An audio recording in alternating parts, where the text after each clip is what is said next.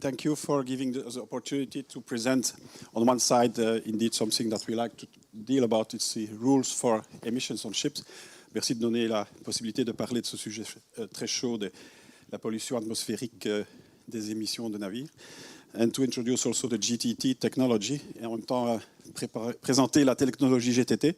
Comme la présentation est séparée en deux, il y aura un arrêt au stand après les défis réglementaires pour poser quelques questions, et ensuite j'attaquerai la technologie GTT. Donc pour me présenter, j'ai passé 25 ans chez l'armateur Exmar, qui commence à être connu à Dunkerque, où j'ai eu la chance et l'opportunité de développer notamment le système de transfert de GNL, Ship-to-Ship Transfer, qui est devenu une norme qui est bien copiée, c'est la preuve que c'est une norme, qui m'a servi pour entrer chez GTT il y a plus d'1 an, pour notamment développer le matsoutage dont on va parler, mais également voir l'autre côté du rideau, parce que j'ai travaillé avec GTT comme fournisseur pendant une quinzaine d'années, et j'ai eu envie d'aller voir dans les coulisses comment ça se passait.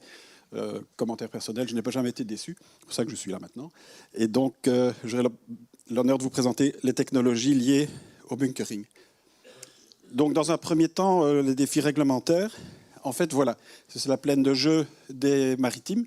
Le rouge est l'intensité importante de navires. Et au moins c'est rouge, au moins c'est important. Et on voit qu'il y a une concentration importante de trafic maritime dans les zones côtières, à la fois Asie, Europe, États-Unis. Et le maritime étant responsable pour environ 3% des émissions. En soi, ça ne représente pas une quantité énorme, mais il y a eu des alertes il y a plus de 10 ans sur notamment les décès dus aux pollutions atmosphériques, surtout dans les pays d'Asie. Et cela a amené les autorités à définir des zones à émissions contrôlées. Donc en bleu foncé, ce sont les zones qui sont déjà bien établies. Donc ça a commencé en Europe, ça s'est développé un peu plus récemment aux États-Unis. Et assez curieusement, l'Asie est à la traîne, mais les signaux qui viennent de Chine montrent que probablement que ça va également se développer en Chine. Et le problème est tellement devenu planétaire que les réglementations ont été publiées par un bras armé de l'ONU qui s'appelle l'OMI en français et l'AMO en anglais, Organisation maritime internationale, qui s'est penchée sur 2 responsables identifiés qui sont dans un premier temps le SOX. Alors, il y a des limitations qui sont déjà implantées au niveau mondial qui ont pris cours en 2012, où on s'est attaché à réduire la teneur en soufre de ce fameux fuel lourd, heavy fuel oil, qui, soit dit en passant, était à la cargaison de ces 2 sinistres bateaux que sont l'Erika et le Prestige, qui transportaient du fuel lourd. Ceci n'a rien à voir avec la teneur en soufre, mais enfin, c'est malheureusement un cas important. Le maximum qui était de 4,5 % a passé à 3,5 en 2012. Et alors, il y a l'échéance 2020, dont tous les équipementiers se réjouissent, et où je vais porter quand même un peu de bémol, en ce sens que il est prévu, suivant le règlement, de ramener la teneur en soufre à 0,5 %, ce qui est un pas énorme comme différence, pour tout le trafic mondial, donc en dehors des zones à émissions contrôlées. Mais ce qu'on oublie de dire, c'est qu'il y aurait, et c'est prévu dans l'OMI, une évaluation en 2018 de la capacité de fuel à faible teneur en soufre, pour voir si oui ou non c'est réaliste d'imposer 0,5 % mondialement. Ça veut dire traverser les océans, etc. Or, aujourd'hui même, il y a déjà le lobbying des fabricants de fuel lourd qui commencent à préparer le terrain pour retarder cette échéance. Et de façon plus concrète, les producteurs de fuel lourd ont déjà prévu de faire cette évaluation en 2016. Et les chances sont à peu près 50-50 qu'effectivement on se rende compte qu'il n'y aura pas assez, parce que pour produire une unité de fuel à faible teneur en soufre, ce sont des projets qui durent 3 à 4 ans, qui sont très chers. Et donc le terrain se prépare déjà pour un retard de cette échéance. Alors c'est dramatique évidemment pour les gens qui veulent investir ou qui pensent investir dans les dispositifs qui permettent de limiter la pollution de l'air. C'est à ce point vrai que les grands armateurs, dont Maersk, Exmar, enfin des tas d'autres, ne commandent plus de navires équipés en GNL, mais préparés pour le GNL, LNG ready. Alors évidemment, ça fait une belle jambe aux équipementiers qui ne peuvent pas vendre d'équipements, mais le chantier, eux, ils s'en foutent, ça fait seulement de la structure en plus, des coffres-dames, de la préparation du pré-câblage, je dirais, sans équipement. Mais c'est quelque chose qu'il faut savoir avoir en tête et qui explique un peu l'attentisme dont on parlait dans le développement du GNL, parce que si ça passe à 2025, comme il faut 3 ans pour équiper un bateau maximum, en commandant un bateau neuf, eh bien, pourquoi est-ce qu'on investirait en 2015? Donc ça, c'est une question assez importante.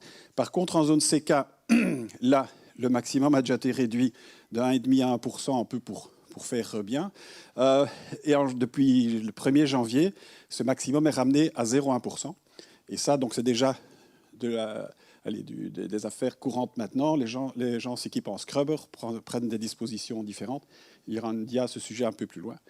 Alors, ce qui est assez remarquable, et cela a été mis en exergue par des gens de Marine Tech, notamment en Norvège, qui sont d'ailleurs les auteurs de ce graphique, c'est que pour les particules fines, là, il n'y a aucun règlement. Donc les particules fines, qui sont pourtant un concern au moins aussi important, eh bien ça, ce n'est pas couvert qu'indirectement par les limitations en soufre. Ça, c'est pour le SOX. Alors, pour le NOx, là, il y a des réglementations qui ont évolué et dont les courbes dépendent de la vitesse de rotation du moteur. Pourquoi? Les émissions de NOx sont très liées en fait, à la technologie de combustion.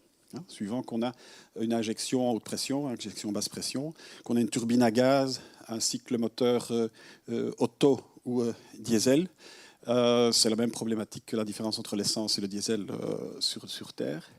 Et là, donc, il y a la prochaine échéance en janvier 2016, où il y aura une réduction de 80% pour les bateaux de tir 3, et alors tir 1 pour les nouveaux navires. Donc ça s'applique plutôt à des nouveaux navires.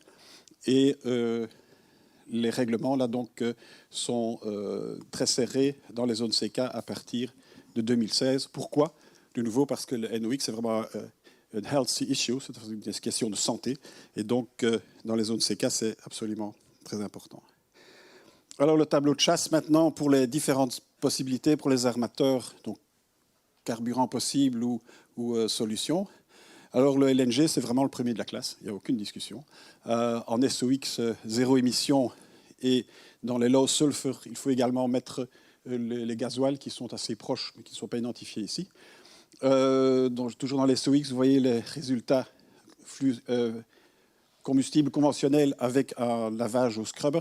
Ce que l'histoire ne dit pas, c'est qu'en fait, tout lavage de fumée crée un autre déchet qui, pour l'instant, c'est assez surprenant. D'ailleurs, en Scandinavie, on peut même rejeter ce déchet à la mer, ce qui est assez surprenant, mais c'est un fait.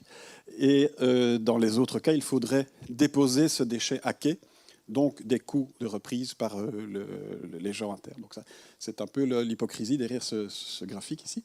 Et alors le flux conventionnel, c'est évidemment énorme. Ces chiffres valent pour un bateau de GDF Suez, donc je remercie GDF Suez de m'avoir autorisé à cannibaliser leur présentation. Je ne dois pas être le seul, mais enfin. Dans les NOx, le LNG, sans aucun problème. Le CO2, donc 20% de réduction.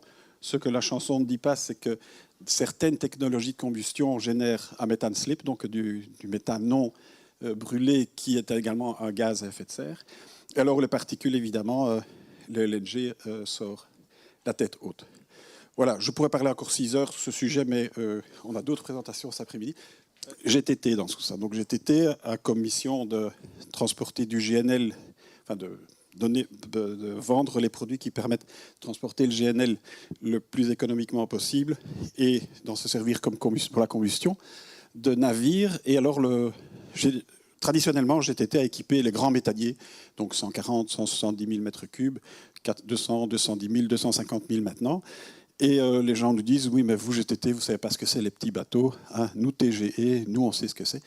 Et l'histoire, c'est qu'en fait, GTT a commencé il y a 50 ans par des petits bateaux, puisqu'en maritime, il faut être modeste en face de Neptune et pas faire trop grand trop vite. Donc le premier, le Pythagore, un nom bien français d'ailleurs, était équipé donc de 2 cuves de 630 mètres cubes. Et si vous voyez la cuve dans en bas à droite pour vous. C'est la technologie Mark telle qu'elle est appliquée maintenant. Donc, le GTT, c'est ce que c'est, les petites pointures.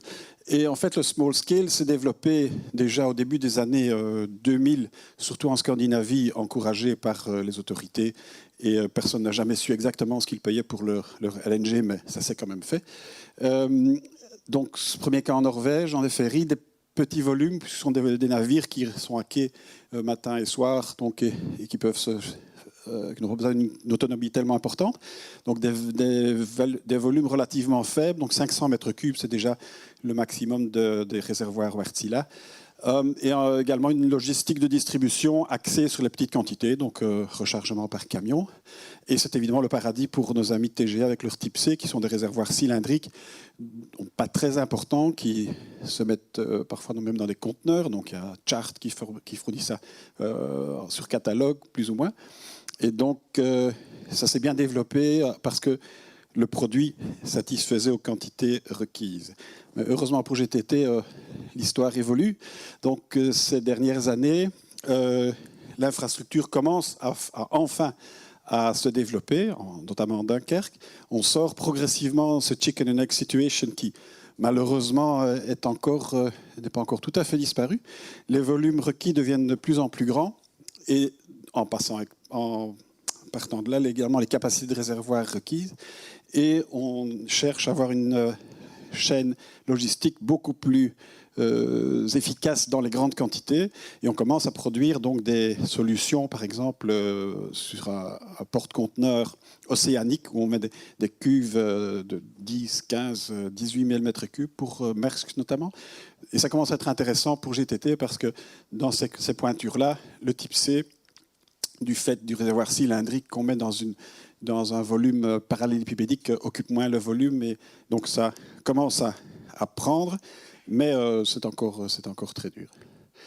Alors, GTT, donc son produit de base, c'est la membrane. Je montre des images tout à l'heure. Et ceci, c'est un exemple d'un ferry au GNL qui serait propulsé au GNL. Et on voit que donc, un ferry se plein comme un œuf avec des machines en bas, des centres commerciaux au-dessus, des cabines. Enfin bon, pour mettre le GNL, il faut vraiment un chausse-pied. Et donc, vous voyez qu'avec la membrane, on parvient, dans un volume réduit, à occuper complètement le volume disponible, ce qui serait beaucoup moins efficace en type C. Alors, la membrane, qu'est-ce que c'est? En fait, la membrane, c'est un ensemble qui comporte en contact avec le GNL, ce qu'on appelle une membrane primaire, qui est en fait une tôle gaufrée dans les deux directions, de sorte que les ondulations permettent d'absorber la contraction de la membrane primaire au contact avec le GNL. Dans la mesure où c'est une membrane qui est soudée sur place et qui peut éventuellement fuir, il faut une deuxième membrane concentrique qui permette de récupérer les fuites éventuellement. Et cette deuxième membrane, donc membrane secondaire, est séparée de la membrane primaire par des panneaux de mousse polyuréthane. Et enfin, entre la membrane secondaire et la tôle du navire, il y a une deuxième isolation beaucoup plus importante. Cet espace intermédiaire est balayé en permanence par de l'azote pour éventuellement détecter des fuites d'hydrocarbures dues à des défauts de soudure. Et ces panneaux sont appliqués sur la coque par l'intermédiaire de rubans de mastic. Enfin, ça fait très amateur ce mastic, mais finalement c'est un mastic d'époxy qui a fait ses preuves et qui requiert simplement une planéité, un état de surface suffisant pour que ça marche. Alors spécialement pour le GNL combustible, GTT a développé donc le Mark V, parce que ça vient après le Mark III, évidemment. Donc Mark IV, je ne sais pas si ça a jamais existé, enfin peu importe. Dans le but justement d'avoir une technologie plus éprouvée et également sans membrane secondaire composite. Il faut savoir que le Mark III a une membrane secondaire qui est une membrane qui s'appelle triplex parce qu'il y a 3 couches, ça n'a rien à voir avec les panneaux de bois, et qui sont constitués d'une d'un feuillard d'aluminium emprisonné dans 2 couches de composite. Le problème de cette membrane, c'est qu'en principe, c'est pas très cher, mais que un chantier naval, si vous avez été sur un chantier naval, vous savez que les gens détestent faire autre chose que souder du métal. Et donc, dans la mesure où il fallait coller cette membrane sur site avec des contraintes de propreté, d'humidité, de température, il y a eu quelques loupés. Et donc, la Mark V s'est affranchie de ces membranes non métalliques. Et donc, voilà un point important aussi au niveau de l'ancrage, parce qu'il faut bien tenir, le mastic ne sert pas à ancrer le panneau, mais plutôt à le maintenir en place et à répartir les charges. Mais l'ancrage se fait par des boulons d'une technologie différente. Alors voilà une configuration type d'un réservoir, parce que vous avez vu les panneaux, mais comme on sait, the devil is in the details. La difficulté, c'est plutôt dans les détails. Et c'est là que GTT a vraiment quelques longueurs d'avance sur les concurrents qui essayent de les suivre. Parce qu'évidemment, comme les technologies initiales sorties il y a 50 ans avec des brevets et passées dans le domaine public, GTT en permanence développe, surtout dans les détails, comme par exemple le passage du fût de pompe, la discontinuité au niveau de puisard, la connexion à la coque, tout ça, c'est des choses dont GTT a la maîtrise aujourd'hui, mais est déjà dans les étapes suivantes pour développer un produit et garder une avance technologique et surtout arriver à faire cela de façon économiquement la plus efficace possible. Alors, en plus du système de conditionnement, de stockage, donc le Cargo Containing System à membrane, GTT a également la maîtrise du système de cargo, donc transfert de méthane liquéfié. Sur les méthaniers, donc GTT fournit au chantier les plans de tuyauterie, de supportage, enfin toutes les instructions pour monter le système de transfert. Tout ça parce que GTT, de par ses développements en membrane, a acquis la maîtrise du GNL. Donc depuis 50 ans, ils ont vécu avec le GNL, ils sont tombés dedans quand ils étaient petits, si je puis dire, mais ils savent parfaitement maîtriser le débit, le boil-off, les températures, la thermodynamique, la mécanique. Et cette même technologie est mise à profit dans le système de transfert de bunkering. Donc c'est un exemple finalement de transfert d'un réservoir de bunkering vers les utilisateurs qui sont des diesels. Et pour chaque type de propulsion, que ce soit une propulsion moteur lent, moteur Wärtsilä, moteur MAN, la configuration est un peu différente, mais parfaitement maîtrisée par GTT. Alors évidemment, les questions dont on parlait également avec NG3, c'est la question de la pression dans les réservoirs. Par rapport aux réservoirs type C, on ne peut pas monter en pression autant que ces réservoirs cylindriques. Bon, ça, c'est la courbe de saturation liquide-vapeur. Donc, si on augmente la température pour une pression donnée, on va commencer à bouillir. Et si on zoome sur ce que donne donc la courbe, on voit donc qu'à moins 160 degrés, on est à peu près à 1 bar gauge, donc 0 bar relatif, et que si on monte à 1 bar 7, on va se retrouver à moins 150 degrés. Enfin, les graphiques ne sont pas très bons, moins 150 degrés, oui. Et cela se fait non pas en quelques heures, mais disons en quelques jours. Mais quelques jours, ce n'est pas quelques semaines. Donc, on peut laisser un réservoir à l'abandon, si je puis dire, sans rien faire, sans prélever la vapeur pendant un certain temps, mais ce n'est pas autant que les réservoirs sous pression. Alors évidemment, les gens de type C se frottent les mains en disant « oui, mais nous, vous en faites pas, vous pouvez dormir pendant un mois avec le réservoir et ça tiendra ». Le problème, c'est que si on a un bateau de fourniture de GNL en type C qui laisse monter son GNL en pression, en température, en pression forcément, bien plus personne ne voudra l'acheter. Ou bien il faudra vraiment quelqu'un qui est d'accord de prendre le risque de partir avec un GNL qui est déjà épuisé, sa réserve de pression. Et c'est là que, surtout dans les grandes quantités, la membrane a sa raison d'être. Voilà cette barre, merci monsieur, moins 155 degrés par rapport à moins 163. Et pour gérer donc le boil of gas, le gaz d'évaporation, la manière de s'en occuper dépend de l'état dans lequel on se trouve avec le bateau. Donc pendant qu'on est en transit, en plein océan, pas de problème.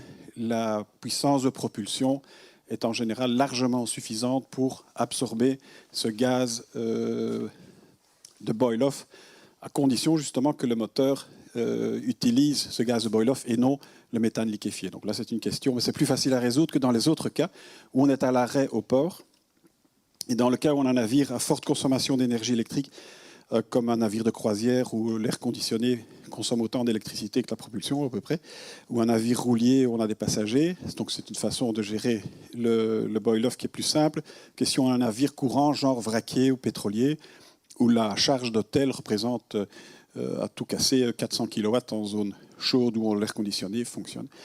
L'autre condition importante à gérer, c'est pendant une opération de soudage. Parce que pendant qu'on amène du GNL frais dans une cuve qui était froide mais qui n'est plus tellement froide, hein, qui est par exemple à moins 150 degrés au lieu d'être à moins 160, au moment où on amène du méthane liquéfié à moins 160 degrés, il va avoir un effet d'évaporation importante et dont il faudra tenir compte dans les opérations et dans le système. Et attends, on est dans le mauvais sens. Voilà. Alors justement, GTT a étudié, donc, on a les graphiques qui suivent, une opération de soudage type où le navire de soudage a 2 réservoirs à membrane. Le navire client est un navire roulier 1300 mètres cubes. On est au port, l'air ambiant au maximum. Et GTT, avec sa maîtrise du GNL, notamment suite au calcul du transfert ship-to-ship, avec Exmar, donc on a effectivement calculé heure par heure l'évolution du boil-off. GTT est parfaitement à même d'identifier les différentes composantes de ce boil-off, parce qu'il y a en tout 7 ou 8 composantes, et donc de créer, de calculer, l'évaluer de façon quantifiée heure par heure la quantité de boil-off dégagée. Et on voit effectivement qu'au début de l'opération, donc à droite sur le graphique, au début, au temps zéro, on a un pic au moment où le GNL pénètre dans le réservoir chaud et le reste évolue en fonction du temps. Mais tous ces calculs-là sont effectués en interne par GTT et permettent, en fonction du pic de boil-off, de trouver ou de déterminer la solution la plus adéquate pour le cas de figure. Alors justement, pour gérer le boil-off, il y a 2 axes de mitigation, donc de gestion. Le premier, c'est jouer sur la pression du réservoir. Il faut savoir que, par exemple, pendant un transfert en ship-to-ship, en cargaison, le navire receveur est autorisé à augmenter sa pression de 70 millibars. Ça n'a l'air de rien, 70 millibars, mais ça permet de transférer, ce qu'Exmar fait maintenant, donc 5000 mètres cubes heure. Si on ne permettait pas cette augmentation de pression, eh bien, le débit serait ramené à 1000 mètres cubes heure, ce qui, pour transférer 130 000 mètres cubes, est tout à fait prohibitif. Mais avec cette augmentation de 70 millibars, qui est tout à fait dans la marge des vannes de sécurité du méthanier, eh bien, on parvient à faire un transfert en 24 heures, ce qui est absolument indispensable, puisque ce transfert se fait en mer avec une fenêtre météo qui est limitée, etc. Donc voilà, la gestion de la pression. Un méthanier normal est arrêté à 200 millibars. Dans la réglementation OMI, il y a 0,7 bar qui traîne depuis le début et dont personne ne sait très bien d'où il vient, mais que personne n'a jamais pensé à changer et qui est actuellement la limite réglementaire dans laquelle sont prévues les activités bunkering de GTT. Mais de façon physique, on pourrait monter sans aucun problème à 2 bars, puisque dans une cuve de méthanier de 250 000 mètres cubes, il y a déjà une hauteur d'au moins 25 mètres de méthane liquéfié, donc ce qui fait à peu près 1 bar 2, plus le ciel gazeux, plus. Donc 2 bars est absolument quelque chose qui physiquement est possible. Le seul détail, entre guillemets, c'est qu'il faut que la structure de la coque intérieure suive.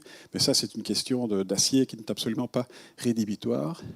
Et ce qui n'est pas mis ici, c'est qu'il faut évidemment convaincre les autorités et sociétés de classification, ce qui est un exercice de patience, de psychologie, d'opportunité, et donc de temps et d'un peu de compétences quand même.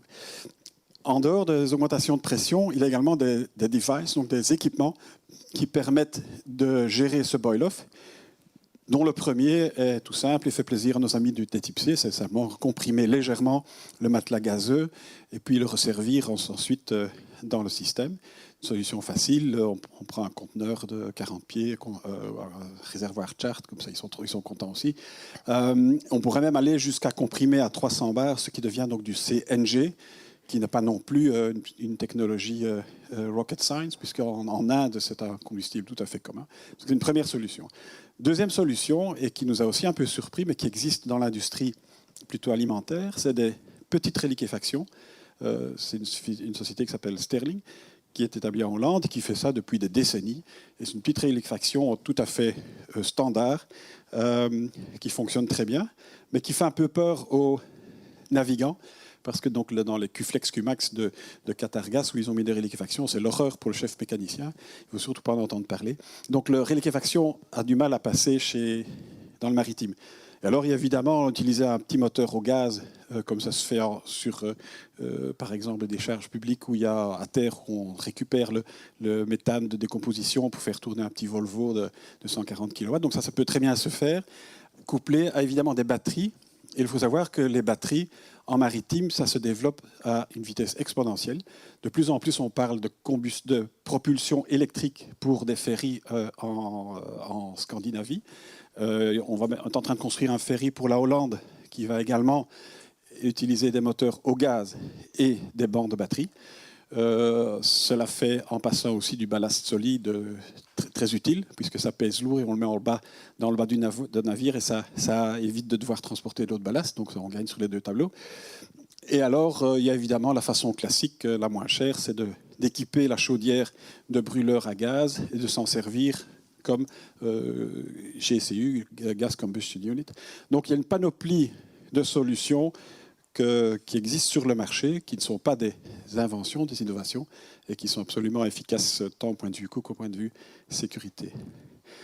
Alors, dans le bunkering, il y a un gros souci de sécurité, c'est le transfert. Quand vous parlez à des autorités portuaires, ils n'ont qu'une obsession, c'est de dire oui, mais le transfert, est-ce que ça va être safe, est-ce qu'on ne va pas avoir des fuites? Parce qu'il est clair qu'en maritime, en fuel normal, c'est une opération qui a parfois amené à des petites catastrophes.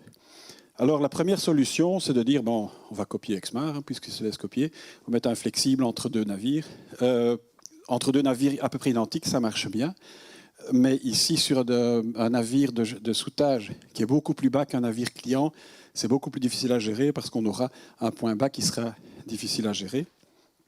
L'autre solution, autoroute, c'est le bras rigide articulé fourni par exemple par FMC, etc., qui est un très bel équipement à terre où ça fonctionne tout seul, c'est programmé, c'est également une technologie bien connue.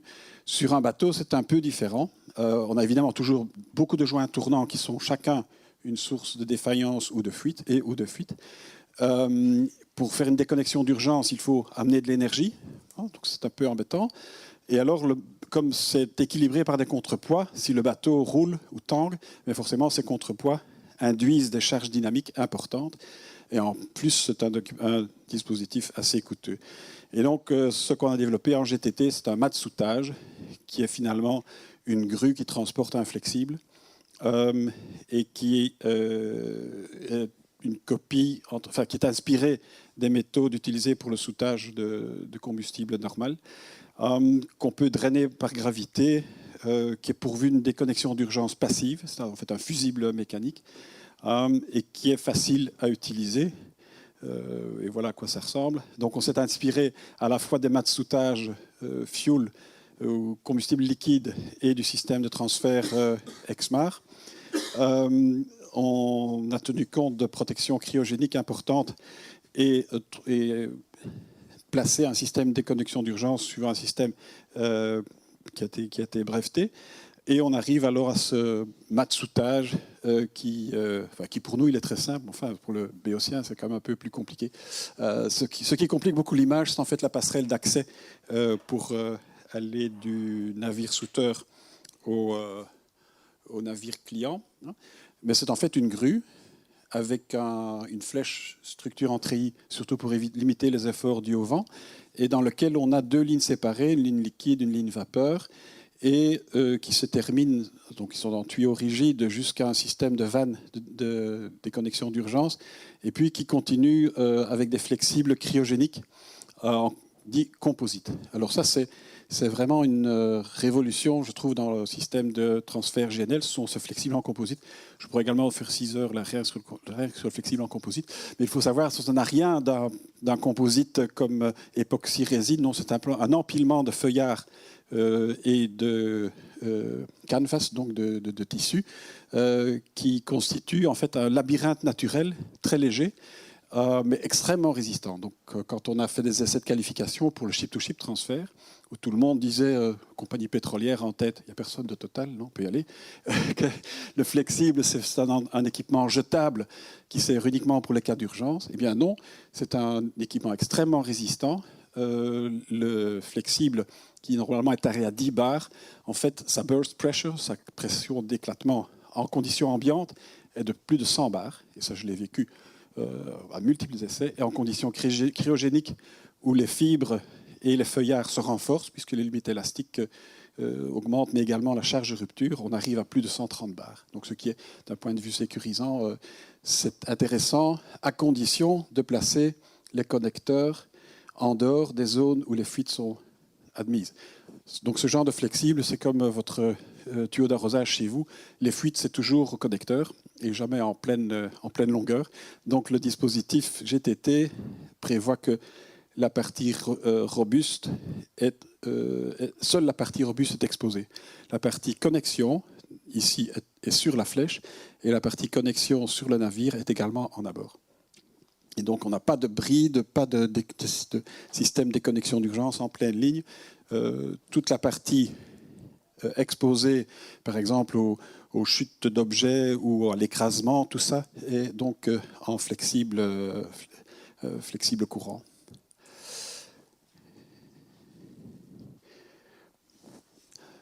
Alors, donc, on a évidemment des règlements qui ont été appliqués. On s'est inspiré des règlements pour le ship-to-ship transfert, parce qu'il n'y en a pas encore vraiment pour le système de transfert. Il y a une norme ISO qui est en cours de finition. Avec Bureau Veritas, on a fait 2 HACCP en séquence, et on a l'approbation en principe depuis le mois de juin l'année passée. Alors ça, c'est pour le bras de chargement, et d'après nous, cela peut sécuriser le système de transfert proprement dit. Mais il y a un autre élément qui est plutôt économique, c'est le prix du bateau de soudage. Donc les armateurs se plaignent que le méthane liquéfié livré à bord coûte très cher, mais voici le coupable, c'est un bateau qui transporte du GNL et qui est relativement petit, enfin qui est surtout cher pour sa relativement petite taille. Et donc GTT également a prévu des concepts de bateaux équipés de réservoirs à membrane qui sont en concurrence frontale avec évidemment les types C, qui ont déjà certains navires sur le marché maintenant. Et donc il y a un exercice d'optimisation de coûts, de discussion avec les armateurs pour faire passer le message. Et le gros avantage du type C, et ça vous l'avez de façon graphique ici, du type de la membrane, c'est comme on remplit beaucoup mieux le volume de la cale d'un bateau. Donc à capacité égale, le bateau est beaucoup plus court. Donc voilà ici, pas celui-là.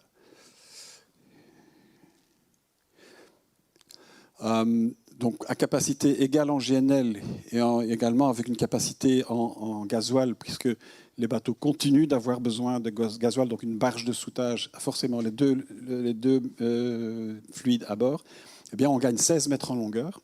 Or le prix du bateau, c'est plutôt comme le cube de la longueur que comme le carré, donc c'est important. Les paramètres de largeur sont également intéressants. Le tirant d'eau est plus faible. Alors, comme on est souvent en zone portuaire, donc le tirant d'eau est quand même quelque chose d'important. Et alors, surtout, le poids du navire est il y a près de 1000 tonnes en moins à transporter comme ferraille, ce qui est vraiment intéressant. Et cela vient du fait que pour supporter un cylindre, comparé à appliquer une membrane sur une structure existante, eh bien, il faut en fait transporter ce cylindre sur 2 berceaux qui sont forcément ponctuels et qui exigent des structures de transition qui sont forcément en forte épaisseur et qui sont assez lourdes. Donc, en s'accoupler au fait que le bateau est plus long, cela crée donc un poids plus important. Donc, ça devrait être moins cher, mais il faut encore passer par les chantiers pour ça. Voilà ce qu'on a dit. Hop, merci pour les couleurs.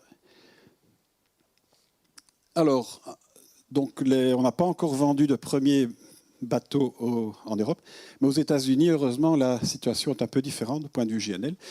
Ils sont un peu plus pressés que nous, ça se constate par les projets qu'ils ont maintenant. Et ils ont commandé, donc un armateur a commandé une série de barges de soudage. Donc, ce sont des barges poussoirs. Vous savez, aux États-Unis, ils aiment beaucoup les bacs où il y a 2 rangées de 4 sur le Mississippi avec une espèce de gros bulldog derrière avec des milliers de chevaux. Donc, ça, c'est le système aux États-Unis. Ça a l'avantage donc d'avoir une barge beaucoup moins chère puisqu'il n'y a pas de propulsion. Et ici, donc, il y a des barges de 2200 mètres cubes qui ont été commandées récemment, donc c'est au mois de février, et qui seraient équipées de réservoirs de 2200 mètres cubes avec notre fameux bras de soudage. Donc ça, c'est vraiment des choses qui se font et qui sont un produit qui se vend et qui commence à faire école. Alors, plus près de chez nous, chez nos voisins du Nord, en Hollande, Argos est en passe de commander, et bon, ça traîne un peu, mais ça, c'est typiquement le mal européen, c'est la question de règlement, mais ça va se faire. Donc, ils pensent construire un bateau, une péniche, donc un bateau fluvial avec propulsion, 2 cuves de 935 mètres cubes chacune et du gasoil avant-arrière. Là, pour l'instant, c'est leur bras de soudage, mais on est en train de les masser correctement pour leur expliquer que le nôtre est meilleur. Et vous voyez ici graphiquement également la différence entre une solution membrane et une solution type C. Et là, on est dans la même coque, on a une augmentation de 58%. C'est comme donc 55,8%, ce qui évidemment place la membrane dans une logique commerciale. Donc c'est to save money, but to make money. Donc c'est le message le plus important. Voilà. Alors un autre concept amusant, c'est donc d'avoir une jetée qui contient un réservoir de GNL dans lequel on met du GNL qui sert à alimenter une barge de soudage. Et quand c'est fini, on peut avoir également un ferry, un ro-ro, qui vient se mettre le long de la jetée et qui vient chercher sa portion journalière ou hebdomadaire, peu importe, avec donc des tas d'avantages du fait que le stockage se fait vraiment dans la digue, donc c'est une combinaison entre la fonction amarrage, digue, stockage. Il n'y a pas d'impact visuel puisque la digue en a quand même besoin. Les tuyauteries sont de courte distance par rapport à une solution d'un réservoir vraiment terrestre. Donc on concentre tous les risques dans la jetée et on n'a pas besoin d'aller mettre du GNL proche des habitations, des installations portuaires. Et voilà, donc ça c'est un concept qui donne une idée de ce que GTT sait faire. Donc GTT, ce n'est pas uniquement réservoir à membrane sur des méthaniers, mais également cette technologie qui est valorisée dans le bunkering. Voilà. Ceci clôturait nos émissions.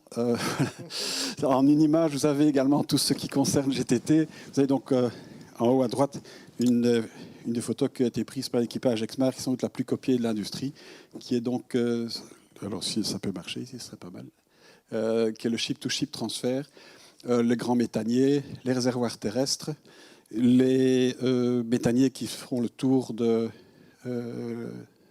l'Arctique maintenant. Un réservoir à membrane, ça ressemble à une cathédrale d'ailleurs, donc c'est une technologie qui a 50 ans maintenant, pour faire comme tout le monde, la liquéfaction flottante, le bunkering et alors les bateaux de faible capacité.